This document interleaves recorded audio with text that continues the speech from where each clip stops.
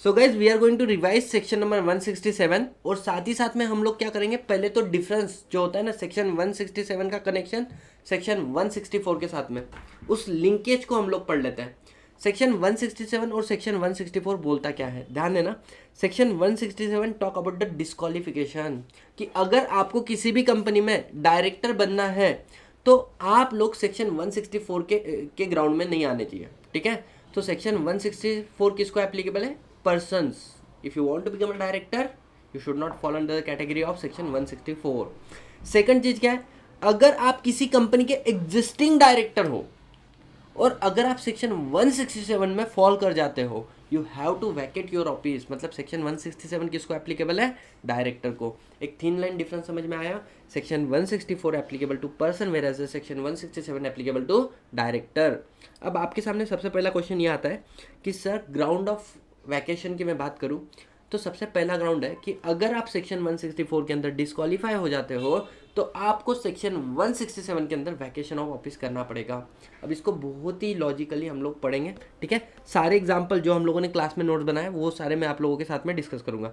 सबसे पहला पॉइंट आता है सेक्शन 164 के अंदर कि अगर आप अनसाउंड माइंड हो तो आप किसी कंपनी के क्या नहीं बन सकते हो, डायरेक्टर नहीं बन सकते। देखो आपके अगेंस्ट में एप्लीकेशन फाइल किया कॉम्पिटेंट कोर्ट के अंदर कि आपको अनसाउंड माइंड घोषित करो, बराबर, और कोर्ट ने आपको अनसाउंड माइंड घोषित करा। तो जब तक कोर्ट आपको अनसाउंड माइंड घोषित नहीं करती, आप ना ही डिस्क्वालीफाइड हो ना ही आपको ऑफिस वैकेट करना है। लेकिन कोर्ट ने अगर एक बार आपको अनसाउंड माइंड डिक्लेयर कर दिया, now you are disqualified and you have to vacate your office. भविष्य में कोर्ट आपको फिर से डिक्लेयर कर देगी अगर हुआ तो, है ना, कि आप साउंड माइंड हो, देन अगेन यू कैन, मतलब डिस्क्वालिफिकेशन जो वो खत्म हो जाएगा और फिर आप उस वाली कंपनी में तो मतलब अपॉइंट नहीं हो रहे हो, you are free to appoint, मतलब आप उस कंपनी में अपॉइंट हो सकते हो, किसी और भी कंपनी में अपॉइंट हो सकते हो। नेक्स्ट पॉइंट आता है section B, section 164 subsection 1 clause B and clause C talk about insolvency petition. अब इसमें क्या है, देखो सिचुएशन नंबर 1, किसी थर्ड पर्सन ने आपके अगेंस्ट में इंसॉल्वेंसी का केस फाइल किया, आपने खुद ने नहीं किया, किसी और ने आपके अगेंस्ट में केस फाइल किया। तो ऐसे वाले केस में एनसीएलटी में जैसे एप्लीकेशन आया, एनसीएलटी हियरिंग करेगी और एनसीएलटी क्या करेगी बच्चों, आपको इंसॉल्वेंट घोषित करेगी। एनसीएलटी ने इंसॉल्वेंट घोषित किया तो एक ऑफिशियल असाइनी अपॉइंट होता है जो आपकी एसेट को सेल करता है, आपकी लायबिलिटी को पे करता है और फाइनल रिपोर्ट बना के किसको देता है, एनसीएलटी को देता है, और एनसीएलटी आपको इंसॉल्वेंसी से मुक्ति कर देंगे। उसको बोलते हैं ऑर्डर ऑफ डिस्चार्ज, है ना, डिस्चार्ज ऑफ इंसॉल्वेंसी। अब क्वेश्चन ये आता है, अगर किसी ने आपके अगेंस्ट में एप्लीकेशन पेंडिंग फाइल किया है कि आपको इंसॉल्वेंट घोषित कर दे, तो जब तक आप इंसॉल्वेंट घोषित नहीं होते हो ना, तो ना ही आप डिस्क्वालीफाइड हो ना ही आपको अपना ऑफिस वैकेट करना है। लेकिन एक बार अगर आप इंसॉल्वेंट घोषित हो जाते हो, अब तो आप डिस्क्वालीफाई भी हो और बच्चों आपको अपना ऑफिस भी वैकेट करना पड़ेगा एग्जिस्टिंग कंपनी से। अब नेक्स्ट पॉइंट आता है कि अगर आपने खुद ने अपने अगेंस्ट में, मतलब आप खुद जाके कोर्ट में एप्लीकेशन फाइल, एनसीएलटी के सामने एप्लीकेशन पिटीशन फाइल कर रहे हो कि मुझे इंसॉल्वेंट घोषित करो। अब आपको पता है ना, insolvency law Indian contract act से कनेक्ट करके पढ़ोगे, पार्टी इनकॉम्पिटेंट टू कॉन्ट्रैक्ट में the person disqualified to enter into contract बोलता है कि अगर आप खुद को लगता है कि आप क्या हो, इंसॉल्वेंट हो, ठीक है, आपने खुद ने एप्लीकेशन किया किसको, एनसीएलटी को, तो फिर अब ऑर्डर ऑफ इंसॉल्वेंसी का वेट नहीं करेंगे, ऑर्डर ऑफ इंसॉल्वेंसी का वेट नहीं करेंगे। जैसे ही आपने एप्लीकेशन फाइल कर दिया, आप डिस्क्वालीफाई भी हो और आपको अपना ऑफिस भी वैकेट करना पड़ेगा। कोर्ट ने अगर ऑर्डर पास कर दिया कि yes you are insolvent, right, फिर तो आप जब तक इंसॉल्वेंसी से मुक्ति नहीं होते, आप डिस्क्वालीफाइड भी हो और आपको अपना ऑफिस भी वैकेट करना पड़ेगा।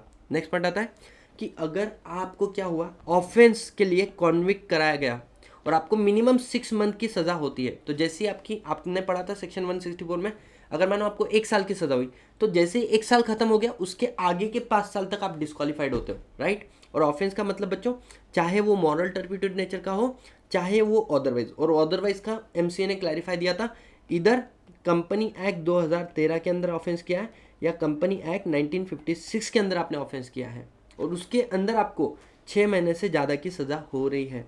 तो सुनना, 3 सिचुएशन, अगर मानो आप कॉन्विक्टेड हो, आपको 5 महीने की सज़ा हुई, तो ना ही आप डिस्क्वालीफाइड हो ना ही आपको अपना ऑफिस वैकेट करना है। अगर आप कॉन्विक्टेड हो और आपको 1 साल की सज़ा हुई तो आप डिस्क्वालीफाइड भी हो और आपको अपना ऑफिस भी वैकेट करना पड़ेगा। सर 1 साल की सज़ा कंप्लीट हो जाएगी तो फिर उसके आगे के 5 साल तक मैं डिस्क्वालीफाइड रहूँगा। सर वैकेशन, अरे जब तुम किसी कंपनी में अपॉइंट ही नहीं होगे तो वैकेशन का बात ही नहीं आता है।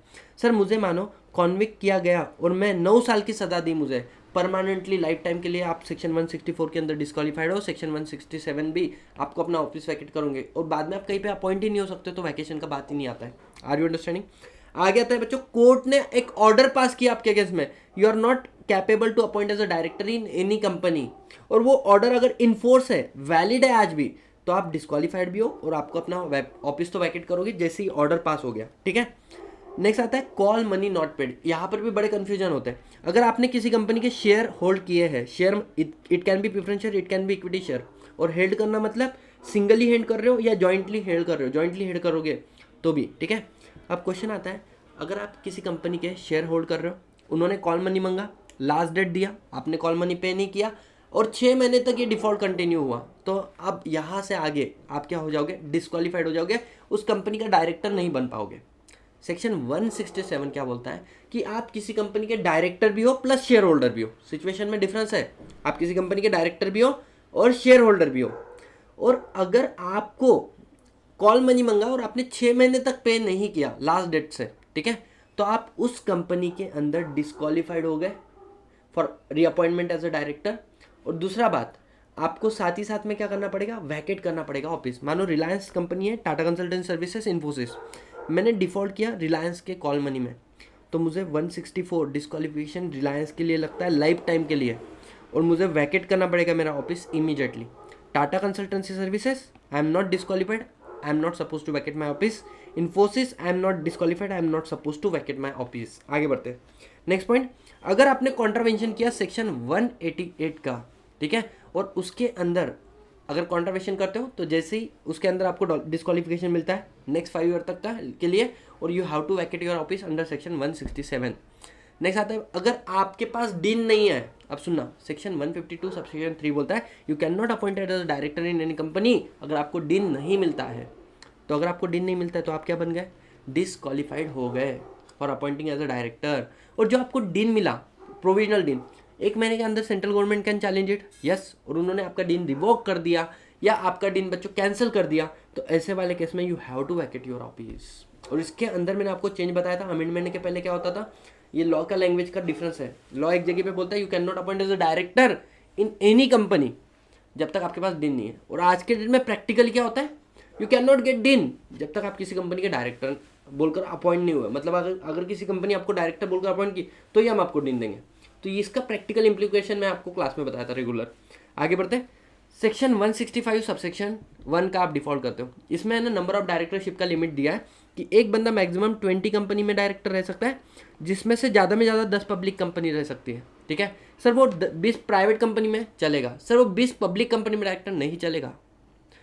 अब सुनना, अगर सर कोई प्राइवेट कंपनी है जो सब्सिडरी है किसी पब्लिक कंपनी की, इस प्राइवेट कंपनी को भी पब्लिक कंपनी मानेंगे, वो ये 10 के लिमिट में आएगा।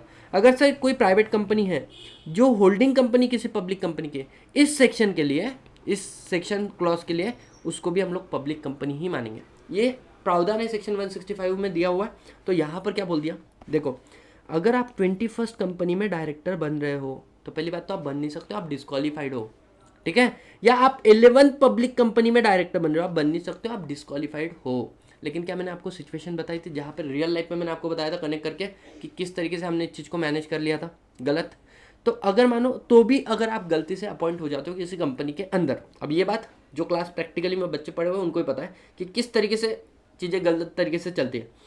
If you are appointed as a director in the 21st company, 22nd company या 11th पब्लिक कंपनी, तो इसका रिजल्ट क्या है, you have to vacate your office from the new company जहाँ पर आप अपॉइंट हुए हो। और सेकंड, आपको पनिशमेंट होगी जो सेक्शन 165 के अंदर दी है वो वाली, ठीक है। सेक्शन 164 सबसेक्शन 7 क्या बोलता है कि अगर कंटिन्यूस 3 साल तक, एक तो तुमने फाइनेंशियल स्टेटमेंट फाइल नहीं किया, या कंटिन्यूस 3 साल तक तुमने एनुअल रिटर्न फाइल नहीं किया, ऐसा नहीं कि 2 साल फाइनेंशियल स्टेटमेंट 1 साल एनुअल रिटर्न, 3 साल का डिफॉल्ट नहीं, 3 साल तक एक तो फाइनेंशियल स्टेटमेंट फाइल नहीं किया, या 3 साल तक आपने एनुअल रिटर्न फाइल नहीं किया, या फिर अगर आपने 3D का डिफॉल्ट किया। 3D मतलब क्या सर, एक तो डिपॉजिट उसका पेमेंट करना, उसका इंटरेस्ट देना, डिविडेंड जो डिक्लेयर्ड है, प्रेफरेंस शेयर का डिविडेंड नहीं, इक्विटी शेयर होल्डर का डिविडेंड डिक्लेयर्ड किया था 30 डे में पे करना पड़ता है, नहीं पे किया, या फिर बच्चों डिवेंचर का रीपेमेंट नहीं किया, इंटरेस्ट नहीं किया, हम आपको इमीडिएट डिस्क्वालिफिकेशन नहीं लगाते। अगर ये डिफॉल्ट 1 साल तक कंटिन्यू हुआ तो फिर हम आपको डिस्क्वालीफाइड मानते हैं। तो इसका मतलब क्या है, देखो डिस्क्वालिफिकेशन क्या हो गया कि अगर आप ऐसी कंपनी में डायरेक्टर हो जो डिफॉल्टिंग है, जिन्होंने financial statement annual return file नहीं किया या 3D का डिफॉल्ट किया, तो आपको फिर से उस कंपनी में अपॉइंट नहीं हो सकते, ये डिस्क्वालिफिकेशन, रीअपॉइंट नहीं हो सकते। और दूसरा कि आप आने वाले 5 साल के लिए किसी और कंपनी में भी डायरेक्टर नहीं बन सकते, डिस्क्वालीफाइड। वैकेशन सेक्शन 167 क्या बोलता है कि आपको हर एक कंपनी से वैकेट करना पड़ेगा अपना ऑफिस, सिवाय उस कंपनी के जिसके अंदर डिफॉल्ट हुआ है। Hope so you understand this concept, right. तो यहाँ पर क्या मैं बोल सकता हूँ, सेक्शन 164 का सेक्शन 167 के साथ में हम लोगों ने कनेक्शन देख लिया। अब फिर से आगे जब हम लोग पढ़ते हैं इस सेक्शन के अंदर 164 का कनेक्शन है 167 के साथ में। क्या अभी हम लोगों ने ग्राउंड पढ़ा था कि अगर कोई कोर्ट के ऑर्डर से आप डिस्क्वालीफाई हो जाते हो किसी डायरेक्टर बनने से और वो ऑर्डर इन्फोर्स है, तो क्या आप डिस्क्वालीफाई हो? Answer is yes. और अगर आपने कॉन्विक्टेड हो फॉर एनी ऑफेंस, मॉरल टर्पिडो हो अदरवाइज, और आपको 6 महीने से ज़्यादा की सज़ा मिल जाती, तो आप क्या बन जाते हो? डिस्क्वालीफाइड बन जाते हो। क्या आपको अपना ऑफिस वैकेट करना पड़ेगा? तो देखो डिस्क्वालिफिकेशन तो हो गया, लेकिन vacation of office depend. Sir depend क्यों? क्योंकि ये अपीलेबल ऑर्डर है। पहली बात तो आप डिस्क्वालीफाई भी हो चुके हो, आप वैकेशन भी कर दो, लेकिन ये वैकेशन को हम लोग पोस्टपोन कर सकते हैं। कैसे? जैसे ही ऑर्डर पास हुआ आपके अगेंस्ट में, विद इन 30 डेज अगर आपने अपील फाइल कर दी उस ऑर्डर के खिलाफ, तो क्या है, आप डिस्क्वालीफाई तो रहोगे, लेकिन आपको अपना ऑफिस वैकेट करने की जरूरत नहीं है if appeal is file with in 30 days. Next, अब वो अपील पेंडिंग है कोर्ट में, तो आप डिस्क्वालीफाई तो हो, लेकिन बच्चों आप क्या नहीं, आपको ऑफिस वैकेट करने का जरूरत नहीं है। सर वो अपील का ऑर्डर पास हुआ, अगर वो आपके फेवर में पास हो गया, अब तो ना ही आप डिस्क्वालीफाइड हो, ना ही अपने को आपको ऑफिस वैकेट करना है, क्योंकि आपके फेवर में डिसीजन आया। सर वो डिसीजन हमारे अगेंस्ट में आया, अपील का डिसीजन भी आपके अगेंस्ट में आया, तो आप डिस्क्वालीफाई तो हो, लेकिन आपको अपना ऑफिस वैकेट नहीं करना है। अगर आपने 7 डेज में अपील कर दी, मतलब ऑर्डर से 7 डेज में सेकंड अपील कर दो, सर सेकंड अपील कर दी, अब वो अपील जब तक चल रहा है कोर्ट में, आप डिस्क्वालीफाई तो हो, लेकिन you need not to vacate your office, ठीक है। लेकिन लास्ट वाला पॉइंट, अगर एक बार वहां से फाइनल ऑर्डर आ जाता है, फेवर में आया तो ना ही डिस्क्वालीफाइड, ना ही वैकेशन करना है ऑफिस का, और अगेंस्ट में आया तो डिस्क्वालीफाई तो हो और वैकेशन भी करना पड़ेगा ऑफिस का। Hope so you understand this is all the connectivity between section 164 and section 167। अब आगे बढ़ते हैं हम लोग, दूसरे ग्राउंड क्या कहते हैं। अगर डायरेक्टर तू कोई भी 12 मीटिंग, मतलब 12 महीने से मीटिंग अटेंड नहीं कर रहा है, एक भी बोर्ड मीटिंग, विथ और विदाउट परमिशन ऑफ बोर्ड, बराबर, with without seeking the leave of absence, तो डिस्क्वालीफाइड हो गया। अब ये 12 महीने हम लोग कैसे कंसिडर करेंगे बच्चों, कैलेंडर ईयर या फाइनेंशियल ईयर? तो answer is no calendar year, not a financial year. Director ने लास्ट मीटिंग कब अटेंड की थी, वहां से नेक्स्ट 12 महीने तक अगर एक भी मीटिंग नहीं की, तो वो अब्सेंट माना जाएगा। क्या माना जाएगा? उसका ऑफिस ऑटोमेटिकली वैकेट हो जाएगा। लेकिन बच्चों यहाँ पे लिखा he himself absent. He himself absent का मतलब क्या है कि मानो डायरेक्टर लास्ट वाली 12 महीने हो रहे थे, वो एक मीटिंग अटेंड करने के लिए आया, लेकिन आते आते अगर उसका एक्सीडेंट हो गया, तो क्या वो जानबूझकर खुद को अब्सेंट कर रहा है? Answer is no. तो क्या फिर उसको वैकेट करने की जरूरत है? Answer is no. This is what interpretation है। नेक्स्ट पॉइंट आता है आपका कि अगर आपने एक्ट किया इन कॉन्ट्रावेशन ऑफ सेक्शन 184। कैसा एक्ट किया बच्चों? आपने ऐसे बोर्ड मीटिंग में पार्टिसिपेट किया जिसके कॉन्ट्रैक्ट अरेंजमेंट के आप अंदर खुद इंटरेस्टेड हो और आपने उसमें वोट किया, तो फिर आपको अपना ऑफिस वैकेट करना पड़ेगा। नेक्स्ट पॉइंट है कि अगर आप कोई कॉन्ट्रैक्ट अरेंजमेंट कंपनी एंटर करने जा रही है जिसके अंदर आपका इंटरेस्ट है, you are directly indirectly interested, तो आपने अपना इंटरेस्ट पहले बताना होता है, और अगर आप उसको नहीं बताते हो then also you are suppose to vacate your office. समझ में आ रहा है बच्चों? अगर नहीं तो वैकेट योर ऑफिस। इसके लिए मैंने एक एग्जाम्पल आप लोगों से के साथ में शेयर किया था क्लास के अंदर, ये वाला सिचुएशन 1, आपने अपना इंटरेस्ट डिस्क्लोज किया, हाँ, तो क्या डिफॉल्ट है? नहीं। आपने वोट किया मीटिंग में, कर दिया, अरे नहीं करना था उस रिजोल्यूशन के, ये तेरा ड्यूटी है कि तू तेरा इंटरेस्ट डिस्क्लोज कर और not to participate and not to vote and that particular concern resolution. तूने यहाँ पे डिफॉल्ट किया, वैकेट कर दे अपना ऑफिस, ठीक है। सेक्शन तो 167 सबसेक्शन 1 क्लॉज सी के अंदर you are suppose to vacate your office, you are although you are not disqualified.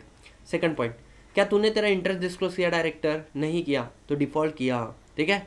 क्या तूने वोट किया? वोट भी किया, मतलब तूने दोनों भी डिफॉल्ट किया, तो सेक्शन 167 सबसेक्शन 1 क्लॉज सी और डी दोनों का डिफॉल्ट है। You are not at disqualified but you are suppose to vacate the office from the existing company. Next point आता है क्या तूने इंटरेस्ट डिस्क्लोज किया नहीं किया, वोट किया नहीं किया, चल यहाँ पे तूने यहाँ पे डिफॉल्ट नहीं किया, वोट नहीं किया ना, गुड, पार्टिसिपेट नहीं किया, गुड, लेकिन इंटरेस्ट क्यों डिस्क्लोज नहीं किया? 167 सबसेक्शन 1 क्लॉज डी के अंदर तो क्या हो जाएगा? You have to vacate your office, you are not disqualified. Sir मैंने ना इंटरेस्ट डिस्क्लोज किया, क्या वोट किया नहीं किया, very good, you are not disqualified, you are not suppose to vacate your office. आगे बढ़ते हैं हम लोग, ठीक है। नेक्स्ट पॉइंट क्या बोल दिया इन लोगों ने? डी और ई हम लोगों ने कवर कर लिया 167 के साथ में। अगर डायरेक्टर तुझे रिमूव किया है under this act does not mean section 169 के अंदर रिमूवल ऑफ डायरेक्टर की बात कर रहे हैं। अरे ऑपरेशन मिसमैनेजमेंट में सेक्शन 242 के अंदर भी ऑर्डर पास करते हैं एनसीएलटी और आपको रिमूव करती है। दिस एक्ट बोला है ना, तो एक सेक्शन को मत लो सिर्फ, ठीक है। तो अगर आपको रिमूव किया बाय ऑर्डर ऑफ कोर्ट तो भी वैकेशन ऑफ ऑफिस।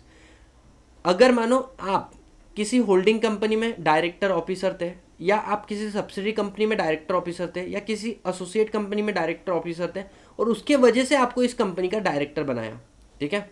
और अगर आप यहाँ से अपनी ऑफिस को सीज कर जाते हो तो आपको यहाँ से भी अपनी कंपनी की डायरेक्टरशिप को छोड़ना पड़ेगा। तो दिस इज व्हाट दिस है vacation due to cease of holding connected office. यहाँ पे क्या बोला? Appointed as a director by virtue of holding office in holding company, subsidy company, associate company and cease to hold office in that particular company, ठीक है। Next point क्या बोला है कि डायरेक्टर है, यू आर अवेयर कि तू disqualify के अंदर आ चुका है सेक्शन 167 के अंदर, ठीक है, and you are aware about that. अब तूने वैकेट करना चाहिए, तू वैकेट तो नहीं कर रहा है और तू ऑफिस को कंटिन्यू कर रहा है। तेरे को बोले कम से कम 1 लाख रुपए से लेकर 5 लाख तक की सजा मिलेगी और ये अमेंड हो चुका है, ठीक है। नेक्स्ट पॉइंट आता है सेक्शन 167 सबसेक्शन। अगर तुम्हारे सारे के सारे डायरेक्टर एक साथ में वैकेट कर देते हैं ऑफिस, क्यों? मान के चलो सारे डायरेक्टर का डेथ हो गया, ऐसा नहीं कि सारे रिजाइन कर रहे हैं, no no no no no, सारे डायरेक्टर को एक साथ में रिमूव किया क्योंकि उन्होंने कुछ डिफ्रॉड किया। कोर्ट ने ऑर्डर पास किया कि सारे डायरेक्टर डिस्क्वालीफाइड है डायरेक्टर बनने से, सारे डायरेक्टर एक साथ में पागल हो गए, सारे डायरेक्टर एक साथ में इंसॉल्वेंट घोषित हो गए, वॉट एवर द रीजन, तो सारे डायरेक्टर को वैकेट करना पड़ेगा एज पर सेक्शन 167 के हिसाब से, है ना। तो जो आपके कंपनी के प्रमोटर है वो डीम टू बी डायरेक्टर बन जाएंगे आपके कंपनी के। सर हमारे प्रमोटर तो पहले टपक गए, जैसे आईटीसी में there is no promoter, LNT there is no promoter, the promoter share holding is almost zero, ठीक है। तो ऐसे केस में central government appoint such number of person as a director of your company जो उनको लगता है सही है। पब्लिक है तो कम से कम 3 अपॉइंट करेंगी, प्राइवेट है तो कम से कम 2 करेगी। और उसके बाद में इन लोगों का ये जो प्रमोटर डायरेक्टर बनाया सेंट्रल गवर्नमेंट ने जिसको डायरेक्टर बनाया, ठीक है, इनके बीच में लिख देता हूँ मैं, और क्योंकि दोनों में से एक ही सिचुएशन रहेगी ना। प्रमोटर है तो सेंट्रल गवर्नमेंट का रोल नहीं है, सेंट्रल गवर्नमेंट आ जाएगा तो प्रमोटर नहीं इसलिए आया।